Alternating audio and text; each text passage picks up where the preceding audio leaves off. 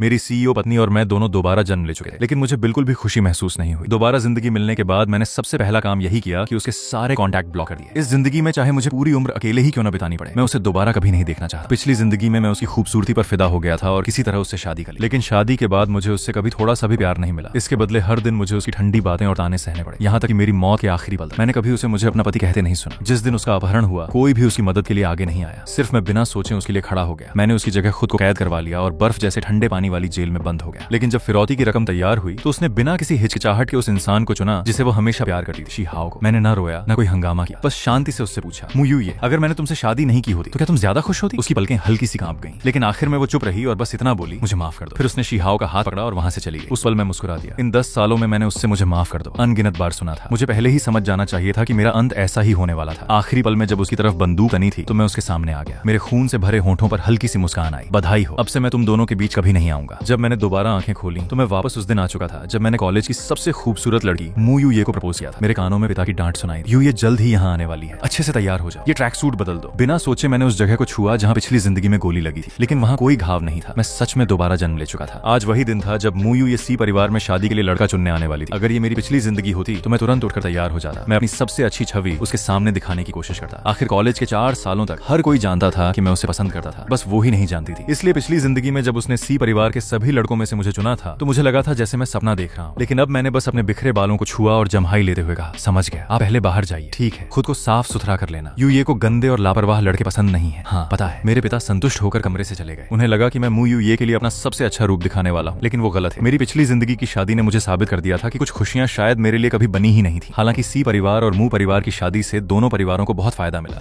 लेकिन मुयू ये ने कभी दिल से मेरे लिए मुस्कुराया तक नहीं। यहाँ तक कि पति पत्नी के रिश्ते में भी उसने कभी मुझे अपना पति नहीं कहा। उसने एक बार रोते हुए मुझसे कहा था, क्या मुझे सच में पूरी जिंदगी तुम्हारे साथ ही फंसे रहना पड़ेगा? एक बार मैंने भी उससे पूछा था, अगर मैं तुम्हारी जिंदगी में पहले आया होता तो क्या तुम मुझे भी वैसे ही प्यार करती जैसे तुम शी हाउ से करती हो? लेकिन मुझे कभी जवाब नहीं मिला। हालांकि उसका एक मुझे माफ कर दो ही सब कुछ बता गया था। जब खुशी जबरदस्ती नहीं मिल सकी तो बेहतर है कि हम अपनी अपनी जिंदगी जिएं। वैसे भी हांगकांग में एक बड़ा बिजनेस मौका आने वाला है। इसकी कीमत अगले 10 सालों में कई गुना बढ़ जाएगी। यही सही समय है वहां जाकर उसे हासिल करने का। सामान पैक करने के बाद मैंने अपना फोन खोला। वॉलपेपर पर मुयू ये की मुस्कुराती हुई तस्वीर थी, जिसे देखकर मेरी आंखों में चुभन होने लगी। तो शादी से पहले उसकी मुस्कान इतनी बड़ी, इतनी चमकदार और इतनी गर्म थी। पिछली जिंदगी की उसकी रोती हुई आंखों को याद करके मैंने कॉन्टैक्ट खोला और शी हाउ की चैट खोल दी। मैंने लिखा, हैप्पीनेस एवेन्यू जाओ और उसे प्रपोज करो। थोड़ी देर बाद शी हाउ का जवाब आया, क्या तुम पागल हो गए हो? मैंने लिखा, मैं मजाक नहीं कर रहा। आज वो साई परिवार में शादी के लिए लड़का चुनने आ रही है और तुम जानते हो उसे तुम्हारे अलावा कोई पसंद नहीं है। शी परिवार भी सी परिवार की एक शाखा है। अगर मुयू ये उसे चुनती है तो भी ये शादी का गठबंधन माना जाएगा। बस समस्या ये है कि सी परिवार दिवालिया होने की कगार पर है, इसलिए उससे शादी करने से मुयू ये को कोई फायदा नहीं होगा। इसीलिए मैंने पिता से बात करके सी परिवार को इस शादी से हटा दिया है। मैं मानता हूँ कि मैं स्वार्थी था। मुझे पता था कि अगर शी हाउ आ गया तो मेरे पास कोई मौका नहीं बचेगा। लेकिन बाद में मुयू ये रोते हुए मुझसे बोली, जीशियांग, अब मैं पूरी जिंदगी सिर्फ तुम्हारी रहूंगी। अब तो तुम खुश हो ना? लेकिन मुझे बिल्कुल भी खुशी नहीं हुई इस जन्म में। चलो हम दोनों एक दूसरे को आजाद कर देते हैं। मैंने खुद को एक साधारण मेहमान की तरह छिपा लिया और भीड़ में जाकर खड़ा हो गया। मैंने चुके से इवेंट में मौजूद मुयू ये की तरफ देखा। पिछली जिंदगी की तरह इस बार भी उसकी आंखें ठंडी और बेपरवाह थी। ऐसा लग रहा था कि शी हाउ के अलावा कोई दूसरा आदमी कभी उसकी नजरों में आ ही नहीं सका। जब उसने मेरे आखिरी कजिन को भी ठुकरा दिया तो उसने अधीर होकर मेरे पापा की तरफ देखा। अंकल साई, क्या अब सब लोग आ चुके हैं? मेरे पापा मुस्कुराए, हाँ, बस एक आदमी अभी तक नहीं आया है। यूए, चिंता मत करो, मैं चिंता नहीं कर रही। वह वहीं सीधी होकर बैठ गई और उसकी नजरें एक बार फिर दरवाजे पर टिक गई। पिछली जिंदगी में भी वह इसी तरह दरवाजे को देख रही थी। उस आदमी के आने का इंतजार कर रही थी जिससे वह प्यार करती थी। बहुत देर तक उसका इंतजार करने के बाद भी जब वह नहीं आया तब उसने आखिरकार अपना हाथ उठाकर मेरी तरफ इशारा किया। उसकी बेजान आवाज गूंजी तो वही। उसके उस लापरवाह से फैसले ने मुझे हर साल अपनी जान जोखिम में डालकर उसके लिए सब कुछ करने पर मजबूर कर दिया। मैंने शी हाउ को एक मैसेज भेजा, आ रहे हो या नहीं? अगले ही पल हॉल के दरवाजे खुल गए। दोनों की नजरें एक दूसरे से मिली। उन्हें पूरी दुनिया में सिर्फ एक दूसरे ही दिखाई दे रहे थे। ऐसा लग रहा था जैसे पिछली जिंदगी में भी उन्हें इसी पल मिलना चाहिए था। मैंने हल्की सी मुस्कान दी, अपनी कैप नीचे खींची और वहां से निकलने लगा। मेरे बिना मू यूए, अब तुम आखिरकार खुश रह पाओगी, है ना? लेकिन तभी मैंने मू यूए को कहते हुए सुना, शी हाउ, धन्यवाद, लेकिन मैं तुमसे शादी करने का इरादा नहीं रखती। उसके इतना कहते ही वहां मौजूद सभी मेहमान सन्न रह गए। सब जानते थे कि शी हाउ उसका पहला प्यार था, लेकिन मैं वहां से जा चुका था, इसलिए मुझे नहीं पता कि उसके बाद वहां क्या हुआ। यहाँ तक कि शी हाउ को भी लगा कि शायद उसने गलत सुन लिया है। यूए, तुमने सी फैमिली के सभी लोगों को ठुकरा दिया, सिर्फ मुझे छोड़कर। क्या तुम्हें कोई और पसंद है? मू यूए ने मेरे पापा की तरफ देखा। अंकल, क्या आह शियांग नहीं आया? मेरे पापा हैरान रह गए। मू यूए हमेशा मेरे साथ बेहद ठंडा व्यवहार करती थी। पिछली जिंदगी में वह हमेशा मुझे पूरे नाम से बुलाती थी। ये पहली बार था जब उसने मेरा सरनेम हटाकर सिर्फ आह शियांग कहा। मेरे पापा ने जवाब दिया, उस लड़के को कुछ काम था, इसलिए वह बाहर गया है। मू यूए एक पल के लिए जड़ हो गई। मुझसे सगाई करने से ज्यादा जरूरी कौन सा काम हो सकता है? मेरे पापा के माथे पर ठंडा पसीना आ गया। कोई बात नहीं। मू यूए फिर से सीधी होकर बैठ गई। मैं उसके वापस आने का इंतजार करूंगी। मेरे पापा ने जबरदस्ती मुस्कुराते हुए कहा, यूए, सी फैमिली में इतने अच्छे लड़के हैं, फिर जिद उसी की क्यों? मू यूए मुस्कुराई, मुझे सिर्फ वही चाहिए। जैसे ही वह वापस आएगा मैं उसी से सगाई करूंगी। मेरे पापा ने फिर से माथे का पसीना पहुंचा। यूए, तुम्हें उसका इंतजार छोड़ देना चाहिए। क्यों? मू यूए ने पलकें झपकाई। क्या वो मुझे सबसे ज्यादा पसंद नहीं करता? शुरू में मेरे पापा भी यही सोचते थे, लेकिन जब मैंने अपना सामान पैक किया और उनसे विदा लेने पहुंचा तो वो पूरी तरह चौंक गए। मेरे इस अचानक फैसले से वो बिल्कुल खुश नहीं थे, लेकिन माँ के गुजर जाने के बाद उन्होंने हमेशा मुझे बहुत प्यार दिया था। जब उन्होंने मेरा बिजनेस प्लान और प्यार को लेकर मेरे विचार सुने तो आखिरकार उन्होंने सिर हिलाकर मुझे जाने की इजाजत दे दी। अब मेरे पापा को समझ ही नहीं आ रहा था कि वो क्या जवाब दें, लेकिन शी हाओ अब खुद को रोक नहीं पाया। यूए, वो तुमसे सच में प्यार नहीं करता, उसके धोखे में मत आओ। अगर यकीन नहीं है तो ये देखो। इतना कहकर उसने अपने फोन की चैट हिस्ट्री दिखा दी। जैसे ही मू यूए ने वे मैसेज पढ़े वो झटके से खड़ी हो गई। उसने कांपते हाथों से फोन छीन लिया, यहाँ तक कि उसकी आवाज भी कांपने लगी। उसने तुमसे मुझे प्रपोज करने के लिए कहा था? शी हाओ ने सिर हिलाया। वो तुम्हें उतना भी पसंद नहीं करता। पहले जो कुछ भी था वह सिर्फ एक नाटक था। वह इतनी जल्दी में यहाँ से गया, शायद अब उसे कोई और पसंद आ चुका है। नामुमकिन। मू यूए ने सिर उठाकर शी हाओ की तरफ देखा। उसकी आंखों में साफ दिखाई दे रहा अविश्वास देकर शी हाओ भी हैरान रह गया। शेंग, मेरे साथ ऐसा कभी नहीं कर सकता। मू यूए ने फिर मेरे पापा की तरफ देखा। अंकल साई, प्लीज अब मजाक मत कीजिए। मैं मू फैमिली की सबसे बड़ी बेटी होने की कसम खाकर कहती हूँ, जैसे ही शी शेंग मेरे सामने आएगा मैं उसी वक्त उसके साथ मैरिज रजिस्ट्रेशन करवा लूंगी। यूए, मैं सच में तुम दोनों को जानबूझकर अलग नहीं कर रहा। बस, मेरे पापा ने भारी आवाज में कहा। उसने कहा है कि इस जन्म में वो तुमसे दोबारा कभी मिलना ही नहीं चाहते। मू यूए के हाथ की नीली नसें उभर आई थी। उसने अपना फोन खोलकर कॉन्टैक्ट्स देखे। उसे यकीन ही नहीं हो रहा था। वो मुझसे मिलना क्यों नहीं चाहता? मैं तो वही इंसान हूँ जिससे वो सबसे ज्यादा प्यार करता है। जब उसका मैसेज भेजा नहीं जा सका तभी उसका शरीर लड़खड़ा गया और वो लगभग अपना संतुलन खो बैठी। वह लाल रंग के विस्मयादि बोधक निशान को अविश्वास से घूरती रह गई। उसकी सांसें कांपने लगी। उसने मुझे ब्लॉक कर दिया। सुना है आज मू परिवार की बेटी और शी परिवार के युवा मास्टर की सगाई है। कौन? साई परिवार वाला लड़का? अरे वही जो देवी मुंह के पीछे पागलों की तरह घूमता था। भूल गए क्या? ओह, वही साई परिवार वाला चिकू लड़का। अगर मैं उसकी जगह होता तो बहुत गुस्सा आता। मैं धू का चश्मा पहने अपना सूटकेस लेकर सड़क किनारे खड़ा इंतजार कर रहा था। राह चलते लोगों की बातें सुनकर मैंने खुद पर तंज भरी मुस्कान दी। अब इस जिंदगी में शी परिवार वाला वो लड़का कभी उसके पीछे नहीं भागेगा। इस जिंदगी में मैं आजाद रहना चाहता हूँ और अपनी मर्जी से जीना चाहता हूँ। सुना है देवी मुंह ने आज के लिए एक बहुत बड़ी स्क्रीन तैयार करवाई है। देखो देखो, सबसे ऊंची बिल्डिंग पर लगी है। सुना है सिर्फ 10 सेकंड चलाने का खर्च 1 लाख है। मैंने सिरदर्द में अपनी नाक के ऊपर हाथ फेर लिया। हालांकि मैं उसे पहले ही छोड़ चुका था, लेकिन उसे शी हाओ के साथ अपना प्यार दिखाते हुए देखने का ख्याल भी मेरे सीने में दर्द पैदा कर रहा था। जैसे ही मैं मुड़कर जाने वाला था मेरी नजर आंसुओं से भरी आंखों पर पड़ी। आशाएं, तुम्हारे बिना मैं कभी खुश नहीं रहूंगी। मुझे लगा शायद मुझे भ्रम हो रहा है। मैंने अपना धूप का चश्मा थोड़ा नीचे किया। वो औरत जो पिछली जिंदगी में मुझसे शादी करके रोई थी आज पिछली जिंदगी से भी ज्यादा रो रही थी। शी शेंग, मैं आज यहाँ सिर्फ तुम्हारे लिए आई हूँ। बस तुम वापस आ जाओ। मैं तुरंत तुम्हारे साथ मैरिज लाइसेंस बनवा लूंगी। मैं तुमसे वादा करती हूँ। मू यूए की आवाज हवा में गूंज उठी। उसकी आवाज में पूरा दृढ़ निश्चय था। मैं वहीं जड़ होकर खड़ा रह गया, जैसे किसी ने मुझ पर जादू कर दिया हो। मेरा दिमाग पूरी तरह खाली हो गया। क्या दोबारा जन्म लेने की वजह से मेरी समझ गड़बड़ा गई है? क्या मैं सच में ये सब सुन रहा हूँ? मू यूए, वही औरत जो पिछली जिंदगी में मुझसे दूर भागी थी, अब मुझसे शादी करना चाहती। शी शेंग, मुझे पता है तुम मेरी आवाज सुन सकते हो। अगर तुम जवाब नहीं देना चाहते तो भी कोई बात नहीं, मैं तुम्हें ढूंढ लूंगी। उसकी आवाज ने मुझे होश में वापस ला दिया। आसपास लोगों की बातें मेरे कानों में पड़ने लगी। क्या मैंने सही सुना? देवी मुंह उस चिकू लड़के से प्यार का इजहार कर रही है? सच कहूं तो दोनों साथ में काफी अच्छे लगते हैं। बस पहले वो उसे पसंद नहीं करती थी। उसका हर वक्त उसके पीछे घूमना थोड़ा ज्यादा ही था। सुना है ना, अगर कोई लंबे समय तक किसी के पीछे लगा रहे तो आखिर में सब कुछ हासिल कर लेता है। क्या साई परिवार वाले उस लड़के ने सच में कर दिखाया? उनकी बातें सुनकर मुझे मू यूए के इजहार ए प्यार को गंभीरता से लेना पड़ा। मैंने अपना दिमाग साफ करने के लिए जोर से खुद को थप्पड़ मारा। मैं बार बार यही यकीन करने की कोशिश कर रहा था कि बड़ी स्क्रीन पर प्यार का इजहार करने वाली लड़की सच में मू यूए ही थी। लेकिन ये कैसे हो सकता है? क्या उसे सच में मुझसे प्यार हो गया? जैसे ही ये ख्याल मेरे मन में आया मैंने खुद को फिर से जोरदार थप्पड़ मार दिया। मैं जरूर पागल हो गया हूँ। क्या पिछली जिंदगी का दर्द मेरे लिए काफी नहीं था? लगता है मू यूए मेरी सोच से भी ज्यादा व्यवहारिक है। पारिवारिक शादी के इस रिश्ते से सबसे ज्यादा फायदा उठाने के लिए उसने आखिरकार उसी इंसान को चुन लिया जिससे वो प्यार नहीं करती। ये सोचकर मेरा दिल चुभ गया। मैं पूरी तरह निराश हो चुका था। उसी समय टैक्सी आ गई। मैंने दरवाजा खोला और उस जगह से जल्दी से निकल गया जिसने मुझे इतना बेचैन कर दिया था। जैसे ही मैं उतरा मैंने किसी को चिल्लाते हुए सुना, वो रहा, उसे पकड़ो। मेरा दिल एक पल के लिए रुक गया। मैंने देखा कि करीब 1 दर्जन लोग तेजी से मेरी तरफ दौड़ते हुए आ रहे थे। बिना कुछ सोचे मैंने अपना सूटकेस उठाया और भाग गया। आखिरकार मैं भागते भागते एक कन्वीनियंस स्टोर में छिप गया। दुकान के कर्मचारी ने मुझे कुछ सेकंड तक घूर कर देखा, फिर अचानक मेरी तरफ उंगली दिखाकर चिल्लाया, शी शेंग, हे भगवान, तुम खुद हमारे यहाँ आ गए। मैं इतना डर गया कि घबराकर फिर से बाहर भाग गया। कई गलियां पार करने के बाद एक सुनसान जगह पर जाकर रुका। अब जाकर सांस लेने का मौका मिला। मैंने जल्दी से मोबाइल निकाला और खबरें देखने लगा, लेकिन जैसे ही ऐप खोला सबसे ऊपर दिखाई देने वाली खबर ने मुझे स्तब्ध कर दिया। मोए ने 10 मिलियन युवान का इनाम घोषित किया। जो भी शी शेंग की जानकारी देगा उसे इनाम मिलेगा। मैं कुछ सेकंड तक स्क्रीन को देखता रह गया, समझ नहीं पा रहा था कि आखिर हो क्या रहा है। जब हम साथ थे तब वह सबसे ज्यादा पछताती थी कि उसने मुझसे शादी क्यों की। अब जबकि मैं खुद उसके रास्ते से हट गया था तो फिर वह मुझे ढूंढने के लिए इतनी पागल क्यों हो रही थी। मैंने कॉलर ऊपर कर लिया, आधा चेहरा ढक लिया, फिर चश्मा ठीक से पहनकर एयरपोर्ट की ओर चल पड़ा। लेकिन तभी पीछे से एक परिचित आवाज सुनाई दी। शी शेंग, मेरे कदम वहीं रुक गए। मेरी रीढ़ में ठंडक दौड़ गई। मैं इस आवाज को कभी नहीं भूल सकता था। पिछले जन्म में मैंने यह आवाज न जाने कितनी बार सुनी थी, लेकिन उसमें कभी गर्मजोशी नहीं थी। शी शेंग, तुम आखिर कब तक मुझसे भागते रहोगे? पीछे से हाई हील्स की तेज आवाजें सुनाई देने लगी। वो तेजी से मेरी ओर आ रही थी। जैसे ही उसने मेरा हाथ पकड़ने की कोशिश की मैंने तुरंत सड़क किनारे एक टैक्सी रोकी, दरवाजा खोला और अंदर कूद गया। फिर ड्राइवर से चिल्लाकर कहा, जितनी तेज चला सकते हो चलाइए। टैक्सी तेजी से आगे बढ़ गई। मैं बार बार पीछे देख रहा था। कुछ देर बाद जब यकीन हो गया कि कोई पीछा नहीं कर रहा तभी मैंने राहत की सांस ली। लेकिन अगले ही पल एक जोरदार ब्रेक लगा। मेरा सिर सामने वाली सीट से टकरा गया। ड्राइवर घबराकर बोला, सर, सामने किसी ने रास्ता रोक लिया है। मैंने खिड़की से बाहर देखा और मेरी आंखें फैल गईं। सामने एक लग्जरी स्पोर्ट्स कार खड़ी थी। उसने शानदार मोड़ लेकर पूरी सड़क बंद कर दी थी और उस कार का नंबर प्लेट मैं उसे बहुत अच्छी तरह पहचानता था। वह मू यूए की कार थी। ड्राइवर का चेहरा डर से सफेद पड़ गया। वह घबराकर बोला, सर, कृपया नीचे उतर जाइए, ये सवारी मैं आगे नहीं ले जा सकता। मैंने बाहर देखा। मुझसे द यूएई की स्पोर्ट्स कार सड़क के बीचों बीच खड़ी थी। ऐसी कार और ऐसा नंबर प्लेट देखकर आम लोग भी समझ जाते कि सामने कोई बहुत बड़ी हस्ती है। मैंने कोई बहस नहीं की। जैसे ही टैक्सी से उतरा तुरंत पास की एक रिहायशी कॉलोनी की ओर भाग पड़ा। वहाँ की गलियां संकरी थी, स्पोर्ट्स कार अंदर नहीं आ सकती थी। पीछे से मो यूए की आवाजें आई, सीशेंग रुक जाओ। जैसा मैंने सोचा था, वह सचमुच कार छोड़कर मेरे पीछे दौड़ पड़ी। मेरे मन में अचानक एक योजना आई। मैंने जानबूझकर घबराए हुए इंसान की तरह दूसरी दिशा में भागना शुरू किया, फिर मौका देकर वापस मुड़ा। मोटो यूए का ध्यान दूसरी ओर था। मैं तेजी से उसकी स्पोर्ट्स कार तक पहुंचा, दरवाजा खोला और सीधे ड्राइविंग सीट पर बैठ गया। इंजन स्टार्ट करते हुए मैंने हंसकर कहा, थोड़ी देर के लिए उधार ले रहा हूं, एयरपोर्ट पहुंचकर लौटा दूंगा। अगले ही पल कार बिजली की तरह आगे निकल गई। मैंने सोचा इस बार तो मैं उससे छुटकारा पा ही लूंगा, लेकिन कुछ ही मिनट बाद कानों में एक तेज गर्जना सुनाई दी। मैंने हैरानी से बगल में देखा और जो नजारा दिखाई दिया उसे देखकर दंग रह गया। मुके यूए एक मोटरसाइकिल पर सवार थी और बिल्कुल मेरी कार के बराबर दौड़ रही थी। मैं अनायास घबरा गया। स्पोर्ट्स कार के साथ बाइक रेस करना मजाक नहीं था, ये जान जोखिम में डालने जैसा था। उसने हेलमेट पहने हुए मेरी ओर इशारा किया। स्पष्ट था कि वह चाहती थी मैं गाड़ी रोकूं, लेकिन मैं कैसे रुका? इस जन्म में मैंने तय कर लिया था, अब मेरा उससे कोई संबंध नहीं रहेगा। मैंने एक्सीलेटर पूरी तरह दबा दिया, कार और तेज हो गई। कुछ ही सेकंड में वो काफी पीछे छूट गई। मैंने सोचा अब तो वो हार मान जाएगी, लेकिन अगले ही पल एक काली परछाई बिजली की तरह मेरी बगल से गुजरी। मैं डर कर उधर देखने लगा और मेरी आंखें फटी रह गई। मुझसे यूए की मोटरसाइकिल फिर से मेरे आगे निकल चुकी थी। उसने शानदार तरीके से बाइक घुमाई और ठीक मेरी कार के सामने रोक दी। मैंने घबराकर पूरी ताकत से ब्रेक दबाया, धड़ाम मेरा सिर एयर बैग से टकराया। कार रुक गई। अगले ही पल दरवाजा खुला, मुला यूए अंदर आ गई और बिना कुछ कहे ड्राइविंग सीट पर बैठ गई। उसके होठों पर हल्की मुस्कान थी। मुझे पता था तुम मुझे मारने की हिम्मत नहीं करोगे। मैंने थकर सीट से सिर टिका दिया, फिर झुंझुलाकर पूछा, आखिर तुम चाहती क्या हो? वो मेरी ओर मुड़ी, उसकी आंखों में हल्की शरारत। तुम लगातार मुझसे भाग रहे हो, कहीं ऐसा तो नहीं कि मुझे दोबारा देखकर तुम्हारे दिल में फिर से कुछ महसूस होने लगे? उसकी बात सुनकर मेरा शरीर अकड़ गया। एक ख्याल अचानक दिमाग में आया, क्या उसे भी पिछले जन्म की याद है? लेकिन मैंने तुरंत अपने भाव छिपा लिए। तुम्हें ऐसे किसी के पीछे भागते रहना अच्छा लगता है? मैंने वही बात उससे कही जो पिछले जन्म में वह मुझे अनगिनत बार कह चुकी थी। उसकी आंखों में एक पल के लिए दर्द चमका, लेकिन अगले ही पल गायब हो गया। वह धीरे से बोली, सीइंग सच मान लो, तुम्हें डर है कि तुम फिर से मुझसे प्यार करने लगोगे। मैंने तुरंत जवाब दिया, बकवास। वह मुस्कुराई, फिर बोली, तुम मुझे अपने साथ हांगकांग चलने दो। मैं चिढ़ गया, क्यों? वह हंस पड़ी। उसकी मुस्कान देखकर मैं कुछ पल के लिए खो गया। पिछले जन्म में मैंने शायद ही कभी उसे यूं मुस्कुराते देखा था। तुम तो वहां निवेश करने जा रहे हो, क्या हुआ? डरते हो कि मैं साथ रहूंगी तो तुम खुद को संभाल नहीं पाओगे। मैं जानता था कि वह मुझे उकसा रही है और यह तरीका हमेशा से काम करता था। मैंने झुंझुलाकर जेब से लाइटर निकाला, सिगरेट जलाई, उसके सामने ही धुआं छोड़ा। वह कुछ पल चुप रही, लेकिन इस बार उसके चेहरे पर वह नफरत नहीं थी जो पिछले जन्म में हुआ करती थी। 10 साल तक मैंने उसकी वजह से सिगरेट छोड़ रखी थी। पहली बार खुलकर धुआं फेफड़ों में भरा। मैंने धुएं के छल्ले बनाते हुए कहा, ठीक है, चलना है तो चलो, लेकिन मेरा काम खराब मत करना। मुके यूए हल्का सा मुस्कुराई, फिर धीरे से बोली, तुम चिंता मत करो, हांगकांग मुझे तुमसे कहीं ज्यादा अच्छी तरह पता है। ये बात सच थी। पिछले जन्म में शाओ कई साल तक हांगकांग में काम करता रहा था। उस समय मैं बहुत उत्साह से मुशिया है। यूए से कहा करता था, चलो हम दोनों हांगकांग घूमने चलते हैं। मैंने तो उसके लिए लगभग 3000 शब्दों की एक पूरी ट्रैवल गाइड भी तैयार कर दी, हर जगह की जानकारी, घूमने के रास्ते, खाने की जगह, सब कुछ। लेकिन बदले में मुझे सिर्फ उसका ठंडा जवाब मिला था, घूमने में क्या रखा है, मेरे पास तुम्हारे साथ खेलने का समय नहीं है। लेकिन इस जन्म में हांगकांग पहुंचने के बाद उसका व्यवहार बिल्कुल अलग था। वह इतनी उत्साहित थी कि मैं खुद असहज होने लगा। पहली रात वह मुझे अपने बुक किए हुए होटल में ले गई। फर्श से छत तक बने कांच के सामने खड़ी होकर उसने दूर विक्टोरिया हार्बर की ओर इशारा किया। उसकी आंखें चमक रही थीं। इस समय की रोशनी सबसे खूबसूरत होती है। मैंने बिना दिलचस्पी दिखाए जवाब दिया, ठीक ठाक ही है। अगले दिन वह फिर मुझे सुबह सुबह उठा लाई। इस बार हम डिज्नीलैंड गए। वह पूरे दिन मुझे एक राइड से दूसरी राइड तक घुमाती रही। उसके हाथ में कॉटन कैंडी थी और वह बार बार हमारी तस्वीरें देख रही थी। फिर अचानक शिकायत करने लगी, तुम हर फोटो में इतने उदास क्यों दिखते हो? तस्वीरें बिल्कुल अच्छी नहीं आ रही। मैंने थके हुए स्वर में कहा, तुम जबरदस्ती घसीट कर लाई हो, दिलचस्पी तो होगी नहीं। वह कुछ पल के लिए चुप हो गई, लेकिन उसके चेहरे की मुस्कान फिर भी गायब नहीं हुई। उसके बाद वह मुझे विक्टोरिया पीक भी ले गई। हम शहर की सबसे ऊंची जगह पर खड़े थे। पूरा हांगकांग नीचे चमक रहा था। वह उम्मीद भरी नजरों से मेरी तरफ देखने लगी। तुमने कहा था कि तुम्हें पहाड़ चढ़ना बहुत पसंद है। मैंने कंधे उछाए, शायद ठीक ही लगा है। वह उलझन में पड़ गई, लेकिन तुम तो यहाँ आना चाहते थे। मैंने हवा से बिखरे बाल पीछे किए। सच कहूं तो याद नहीं। उसे मेरा यह जवाब समझ नहीं आया, लेकिन मैं जानता था क्यों। क्योंकि जिन जगहों पर आने का सपना मैंने देखा था वे सपने पिछले जन्म के थे। इस जन्म में मैं पहले जैसा इंसान नहीं रहा था। कुछ दिन बाद हम तियानतान बुद्ध मंदिर पहुंचे। वहीं खड़े खड़े अचानक मुझे एक बात समझ आई। मोयुए मुझे जिन जिन जगहों पर घुमा रही थी वे सब बिल्कुल उसी क्रम में थी जैसा मैंने पिछले जन्म में अपनी 300 शब्दों वाली ट्रैवल गाइड में लिखा था। एक भी जगह अलग नहीं थी, एक भी रास्ता अलग नहीं था, सब कुछ वैसा ही था। मेरे दिल में हल्की सी हलचल हुई, लेकिन फिर मैंने खुद को संभाल लिया। किसी यात्रा की खूबसूरती सिर्फ जगहों से नहीं होती, साथ चलने वाला इंसान भी मायने रखता है। और अब मैं उसके लिए पहले जैसा महसूस नहीं करता था। मंदिर में उसने श्रद्धा से अगरबत्ती लगाई, फिर मेरी तरफ मुड़ी। उसकी आवाज बहुत धीमी थी, आशंक मेरे साथ रहकर तुम खुश हो? मंदिर के सामने झूठ बोलना ठीक नहीं लगा, इसलिए मैंने बिना सोचे जवाब दिया, नहीं। उसने कुछ पल मेरी ओर देखा, फिर मुस्कुराने की कोशिश। अगर मैं पूछूं कि इन दिनों मेरे साथ घूमते हुए खुश हो? मैंने फिर वही जवाब दिया, नहीं। इस बार उसके होंठ हल्के से कांपे, लेकिन वह फिर भी मुस्कुराई। हालांकि वह मुस्कान मजबूर लग रही थी। लेकिन ये तो वही सब है जो तुम चाहते थे। मैंने उसकी ओर देखा, हाँ, लेकिन बहुत देर हो चुकी है। अगरबत्ती का धुआं हवा में तैर रहा था। कुछ देर तक हम दोनों चुप रहे, फिर उसने धीमे स्वर में कहा, ठीक है, मैं समझ गई। लेकिन अगले ही पल उसकी आवाज फिर मजबूत हो गई, फिर भी मैं हार नहीं मानूंगी। वह सीधे मेरी आंखों में देख रही थी। भगवान के सामने मैं झूठ नहीं बोलूंगी। मैंने नजरें झुका ली, लेकिन उसकी चमकती आंखें फिर भी मेरे सामने थी। एक पल के लिए मुझे वह दिन याद आ गया जब मैं पहली बार उससे मिला था। बस एक नजर और मैं पूरी जिंदगी के लिए उससे प्यार कर बैठा था। लेकिन वह सब अब बीत चुका था। मैंने शांत स्वर में कहा, जैसा तुम्हारा मन, लेकिन मैं तुम्हारे साथ नहीं रहूंगा। जिस दिन तुम्हें पछतावा हो जाए उसी दिन चली जाना। यह कहकर मैं मुड़ गया। मेरे कदम दृढ़ थे, लेकिन मुझे बिल्कुल अंदाजा नहीं था कि आगे क्या होने वाला है। अगली सुबह जब मेरी आंख खुली तो मुंडी यूए पहले ही जा चुकी। कमरा खाली था। मैंने फोन मिलाया, कोई जवाब नहीं मिला। मैसेज भेजा, लेकिन कोई उत्तर नहीं आया। हालांकि मैं खुद उससे दूर होना चाहता था, फिर भी एक अजीब सी बेचैनी मन में उठने लगी। आखिर वह बिना कुछ बताए अचानक कहां चली गई? मानवता के नाते ही सही मैंने अपने कुछ जान पहचान वालों से उसके बारे में पता लगाने को कहा, लेकिन पूरे दिन कोई खबर नहीं मिली। एक दिन बीता, फिर दूसरा, फिर तीसरा। मेरे बिजनेस के सारे काम लगभग पूरे हो चुके थे, लेकिन मुंह यूए का कोई पता नहीं था। मेरे मन की बेचैनी बढ़ती जा रही थी, कहीं उसके साथ कुछ हो तो नहीं गया। मैंने अनजाने में भौहें सिकोड़ ली। कुछ दिनों बाद आखिर खबर मिली, वह सुरक्षित वापस अपने शहर लौट चुकी थी। ये सुनकर मैंने राहत की सांस ली। कम से कम वह ठीक तो थी। हांगकांग का काम पूरा होने के बाद मैं भी वापस लौट आया, लेकिन घर लौटते समय बार के पास जो दृश्य मैंने देखा उसने मेरे कदम रोक दिए। दो परिचित लोग सामने खड़े थे, मोयुए और शाहाओ। मैं उन्हें पहचानने में गलती नहीं कर सकता था। हल्की हवा चल रही थी, मोयुए के बाल हवा में लहरा रहे थे। तभी मैंने शाहाओ की आवाज सुनी। वो बहुत नरमी से कह रहा था, अगर वो तुम्हें नहीं चाहता तो मैं चाहता हूँ। मेरे दिल में जैसे किसी ने जोर से मुट्ठी मीठी कसती, एक अजीब सा दर्द फैल गया। हालांकि मैं बहुत पहले फैसला कर चुका था कि मोए से मेरा कोई संबंध नहीं रहेगा, लेकिन जब वो अचानक गायब हुई थी तब भी मैं उसकी चिंता करता रहा। अगर वो सचमुच हार मानकर अपनी जिंदगी में आगे बढ़ जाती तो शायद मुझे इतना बुरा नहीं लगता, लेकिन मेरे सामने वह शहाओ के पास लौट आई थी और दूसरी तरफ मेरे सामने प्यार का नाटक करती रही। यह बात मैं स्वीकार नहीं कर पा रहा था। उस पल मुझे फिर पिछले जन्म की सारी बेइज्जत जती याद आ गई। मेरे दिल में कड़वाहट भर गई। मैंने खुद से कहा बस अब कभी उससे कोई रिश्ता नहीं रखना। वह मेरी किस्मत की सबसे बड़ी उलझन है। मैंने उन्हें परेशान नहीं किया, चुपचाप वहां से चला आया। घर पहुंचते ही मैंने उसका नंबर ब्लॉक कर दिया, उसके सारे मैसेज डिलीट कर दिए, सोशल मीडिया से भी उसे हटा दिया, उससे जुड़ी हर चीज मिटा दी। इस बार मैं सचमुच अतीत से नाता तोड़ना चाहता था। हांगकांग का निवेश सफल हो चुका था, भविष्य में उससे भारी मुनाफा मिलने वाला था। अब मेरे पास काफी समय था, इसलिए मैंने अकेले यात्रा पर निकलने का फैसला किया। पिछले जन्म में मैं हांगकांग इसलिए जाना चाहता था क्योंकि मो यूए को वह जगह पसंद थी, लेकिन मेरी अपनी पसंदीदा जगहें कहीं और थी। अब जबकि मेरे साथ कोई नहीं था, मैं अकेले ही दुनिया देखने निकल सकता था। लेकिन जिस दिन मैं रवाना होने वाला था उसी दिन मेरे दरवाजे पर फिर दस्तक हुई। दरवाजा खोला, सामने मुंह यूए खड़ी थी। मैंने माथा पकड़ लिया। तुम्हारा आखिर खत्म कब होगा? मैं झुंझुलाकर बोला, लेकिन वह मुस्कुरा रही, दोनों हाथ पीछे छिपाए हुए। तुम भूल गए, आज मेरा जन्मदिन है। मैंने भौहें चढ़ा दी। तो जन्मदिन है तो शाहों के पास जाओ। मेरे पास क्यों आई हो? उसने मुझे देखा, फिर बहुत सहजता से बोली, क्योंकि तुम मेरे पति हो। मेरे पूरे शरीर में सहरन दौड़ गई। मैं नहीं हूं और हमारा अब कोई रिश्ता नहीं। आगे से मेरा पीछा मत करना। इतना कहकर मैं सूटकेस लेकर निकलने लगा, लेकिन उसने अचानक मेरा हाथ पकड़ लिया। आशंक, क्या अब भी तुम्हारा गुस्सा खत्म नहीं हुआ? मैंने उसका हाथ झटक दिया। मेरी आवाज थोड़ी ऊंची हो गई। इतने में पिता भी बाहर आ गए। उन्होंने देखा कि मूची कैप्टर यूए की आंखें लाल थी। तुरंत मेरी तरफ घूरने लगे। सी और मुंह परिवार पुराने दोस्त थे। पिता हमेशा मुझे यूए को अपनी बेटी जैसा मानते थे। मैं सफाई देने ही वाला था कि पिता का हाथ उठ गया, लेकिन मुंह यूए ने उन्हें रोक लिया। फिर उसने मेरी तरफ देखा। उसकी आवाज बहुत शांत थी। आशंक, मैं वादा करती हूँ, यह आखिरी बार है जब मैं तुम्हारा पीछा कर रही हूँ। बस मुझे अपने साथ चलने दो। मेरा आखिरी जन्मदिन मना दो। आज रात 12 बजे के बाद मैं फिर कभी तुम्हें परेशान नहीं करूंगी। मैं कुछ सेकंड उसे देखता रहा, फिर बोला, सच? उसने तुरंत दाहिना हाथ उठा दिया। मैं मुंह परिवार की बड़ी बेटी होने की कसम खाती हूँ। मैंने गहरी सांस ली। ठीक है, लेकिन याद रखना, आज के बाद फिर कभी मेरे पीछे मत आना। उसकी आंखें चमक उठी। अगले ही पल उसने खुशी से मेरा हाथ पकड़ लिया। चलो, उसकी ये हरकत देखकर मैं असहज हो गया। मुकेश से कोड यूए जैसी लड़की का इस तरह मेरे हाथ से लिपटना वाकई अजीब था, लेकिन मैंने कुछ नहीं कहा। आखिर ये आखिरी बार था। हालांकि मेरे मन में उसके लिए बहुत शिकायतें थी, फिर भी यह सोचकर कि शायद आज आखिरी बार हम साथ हैं, मैंने अपना व्यवहार थोड़ा नरम रखा। रास्ते में एक छोटी सी दुकान दिखी। वहां रंग बिरंगी लाल डोरियां और छोटे छोटे आभूषण बिक रहे थे। पता नहीं क्यों मैंने अचानक उसकी ओर इशारा करके पूछा, पसंद है? ले दूं? सच कहूं तो मुझे उम्मीद ही नहीं थी कि वो मान जाएगी। मुझे यूए जैसी लड़की के लिए कुछ रुपए की चीजों की कोई कीमत नहीं थी। मैंने तो बस यूं ही पूछ लिया था, लेकिन उसने बिना सोचे मुस्कुराकर कहा, हाँ। मैं कुछ पल के लिए स्तब्ध रह गया। तुम्हें सच में ये पसंद है? उसने मेरी आंखों में देखते हुए जवाब दिया, अगर तुम खरीदोगे तो मुझे सब पसंद है। एक पल के लिए मुझे लगा जैसे सामने खड़ी लड़की मोटा की यूए नहीं है। मैंने लाल डोरी खरीदकर उसके हाथ में बांध दी। वह खुश होकर अपना हाथ मेरी ओर बढ़ाने लगी। फिर उस पर लगे छोटे लाल मोती को दिखाकर बोली, जानते हो इसका मतलब क्या होता है? मैंने लापरवाही से जवाब दिया, नहीं। वह हंस पड़ी। फिर उंगली से मेरे माथे को हल्का सा छूकर बोली, तुम सच में बहुत बेवकूफ हो। सुना नहीं कभी? लाल मोती प्रेम और यादों का प्रतीक होता है, जिसे दिल से चाहो। उसके लिए मैं कुछ पल चुप रह गया। उसका यह मीठा व्यवहार मुझे और असहज कर रहा था। मैंने तुरंत कहा, यह बातें शाहाओं से जाकर कहना। मैं किसी और के साथ बांटी हुई प्रेम कहानी स्वीकार नहीं कर सकता। लेकिन उसने बुरा नहीं माना, बस हल्के से मुस्कुरा दी। पूरे रास्ते वह उस सस्ती सी लाल डोरी को बहुत संभाल कर पकड़ी रही। उसे इतना खुश देखकर मुझे थोड़ा अजीब लगा। मैंने माहौल बदलने के लिए कहा, चलो शॉपिंग करते हैं। आज जो खरीदना है खरीद लो, सारा खर्च मैं दूंगा। उसकी आंखें चमक उठी। ये मेरा जन्मदिन का गिफ्ट है। मैंने कंधे उठाए। मान लो वो अचानक हंस पड़ी। फिर मेरा हाथ पकड़कर बोली, अब डिनर की जरूरत नहीं है, मैंने सब पहले से तैयार कर लिया है। कुछ देर बाद वो मुझे एक होटल में ले गई। जैसे ही कमरा खुला मैं वहीं रुक गया। पूरा कमरा उपहारों से भरा हुआ था। बीच में एक विशाल जन्मदिन का केक रखा था। चारों तरफ रंग बिरंगे गिफ्ट पैक सजे हुए थे। मैं हैरान रह गया। ये सब किसने भेजा है? मुर्गी यूए ने सिर हिलाया। किसी ने नहीं, ये सब मैंने तैयार किया है। मैंने खुद की ओर इशारा किया मेरे लिए। लेकिन आज तो तुम्हारा जन्मदिन है। वो मुस्कुराई। उसकी आंखों में हल्की नमी थी। हाँ, लेकिन आज मैं तुम्हारा जन्मदिन मनाना चाहती हूँ। मैं चुप रह गया। फिर मेरी नजर उन गिफ्ट पर गई। हर गिफ्ट के ऊपर एक नंबर लिखा था। 1 साल, 2 साल, 3 साल, 4 साल और इसी तरह आगे सारे उपहार उम्र के हिसाब से अलग अलग रखे गए। आखिरी ढेर पर लिखा था 32 साल। मेरा दिल जोर से धड़क उठा। पिछले जन्म में मेरी और मुमाई यूए की शादी 22 साल की उम्र में हुई थी। 10 साल बाद मैं उसके लिए मर गया था। कुल मिलाकर 32 साल। इन 10 सालों में मैं हर साल उसका जन्मदिन मनाता रहा, लेकिन उसने कभी मेरा जन्मदिन याद तक नहीं रखा। अब समझ आया, वो पिछले जन्म के छूटे हुए सारे जन्मदिन एक साथ पूरा कर रही थी। मैंने उसकी ओर देखा। आज तुम्हारा जन्मदिन है, लेकिन जश्न मेरा मनाया जा रहा है। मेरे शब्दों का मतलब साफ था। मैं ये जताना चाहता था कि इससे मेरा फैसला नहीं बदलेगा। मुचाकी यूए ने नजरें झुका ली। उसकी आवाज थोड़ी उदास हो गई। मैंने कभी उम्मीद नहीं की कि तुम वापस आ जाओगे। कुछ पल बाद मैंने पूछा, तो फिर तुम्हें क्या चाहिए? मैं बदले में तुम्हारे लिए क्या करूं? ऐसा लगा जैसे वो इसी सवाल का इंतजार कर रही थी। उसने तुरंत सिर उठाया, फिर धीरे से बोली, मेरे साथ एक बार मंदिर चलो। मैं कुछ पल उसे देखता रहा, फिर आखिरकार हामी भर दी, क्योंकि उसने वादा किया था आज के बाद वो मेरी जिंदगी से हमेशा के लिए चली जाएगी। हम दोनों साथ में मंदिर पहुंचे। वहां उसने श्रद्धा से अगरबत्ती जलाई, फिर भगवान के सामने कुछ देर आंखें बंद करके खड़ी रही। मैं एक तरफ चुपचाप खड़ा था। कुछ देर बाद उसने अपने बैग से एक डिब्बा निकाला। जब उसने उसे खोला तो मेरे हाथ अनायास ही रुक गए। अंदर एक अंगूठी रखी थी। उसका डिजाइन बिल्कुल वैसा ही था जैसा पिछले जन्म में हमारी शादी की अंगूठियों का था। मो यूए ने अंगूठी मेरी ओर बढ़ाई, फिर धीरे से बोली, आशेंगे, मेरी एक आखिरी इच्छा और है। क्या तुम यह अंगूठी मुझे पहना दोगे? मैंने तुरंत भौहें सिकोड़ ली। क्या तुम चाहती हो कि मैं तुम्हें प्रपोज करूं? वह हंस पड़ी, फिर शरारती अंदाज में पूछने लगी, क्या तुम करोगे? मैंने बिना किसी झिझक के सिर हिला दिया। नहीं, मंदिर में झूठ नहीं बोलना चाहिए। उसकी मुस्कान थोड़ी फीकी पड़ गई, लेकिन वह फिर भी मुस्कुराती रही। मुझे पता था तुम यही जवाब दोगे। फिर उसने जल्दी से कहा, चिंता मत करो, इसका कोई और मतलब नहीं है। मैं बस चाहती हूँ कि तुम मेरे हाथ में एक अंगूठी पहना दो। मैं भगवान की कसम खाती हूँ, आज रात 12 बजे के बाद मैं सच में तुम्हारी जिंदगी से चली जाऊंगी। मैंने गहरी सांस, फिर अंगूठी उठाई और धीरे से उसकी उंगली में पहना दी। मोती यूए ने अपनी उंगली उठाकर अंगूठी को ध्यान से देखा, फिर धीरे धीरे मेरे कंधे पर सिर रख दिया। मेरा शरीर तुरंत सख्त हो गया, लेकिन इस बार मैंने उसे हटाया नहीं। आखिर ये आखिरी बार था। कुछ देर बाद उसने धीमे स्वर में कहा, शुरुआत में मैं तुम्हें सचमुच पसंद नहीं करती थी। मेरे चेहरे पर तनाव आ गया। मैंने कहा, बस कर, मुझे ये पिछले जन्म की बातें याद नहीं करनी थी। लेकिन उसने फिर भी कहना जारी रखा, 10 साल बहुत लंबे होते हैं। पत्थर भी इतना समय मिले तो गर्म हो जाता है। मैंने आंखें बंद कर ली। उसकी बातें सुनना मुश्किल हो रहा था, क्योंकि मैं अब भी तय नहीं कर पा रहा था कि उसकी कौन सी बात सच थी और कौन सी झूठ। वह धीरे से मुस्कुराई, लेकिन उसकी आवाज में दर्द साफ था। मैंने तुमसे कभी झूठ नहीं कहा, आशेंगे। वो मेरे कंधे पर सिर टिकाए नीचे शहर की रोशनियों को देख रही थी।